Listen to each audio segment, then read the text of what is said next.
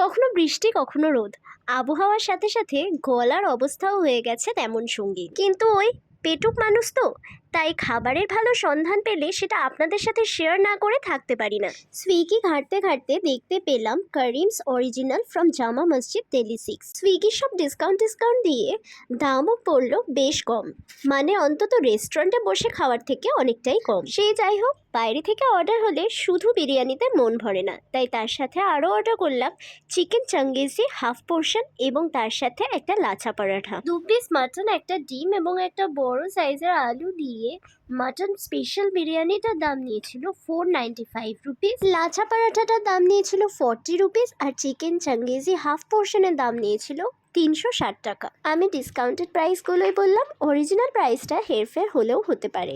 যাই হোক, আসি বিরিয়ানির কথায়। অনেক দিন বাদে একটা মনের মতো বিরিয়ানি খেলাম। সুন্দর ঝুরঝুরে হালকা ফ্লেভারফুল রাইসের সাথে একটা বড় সড়ো জুসি আলু, আর তার সাথে রেওয়াজি মাটনের পিস, সব মিলিয়ে বিরিয়ানিটা নিয়ে জাস্ট কোনো কথা হবে না। তবে আমি সারপ্রাইজড হলাম এই লাচা পরাঠা আর চিকেন চাঙ্গেজির কম্বিনেশনটায়। ক্রিসপি লাচা পরাঠাটার পরতে পরতে ঘিয়ের গন্ধ, চিকেন চাঙ্গেজিটা একটু বেশি অয়েলি হলেও কাজু বাটা আর স্পাইসের ফ্লেভারগুলো ছিল অনবদ্য। হাফ পোর্শনে ছিল অ্যাভারেজ সাইজের 4 পিস চিকেন, সব মিলিয়ে খাওয়া দাওয়াটা একদম জমে গেল।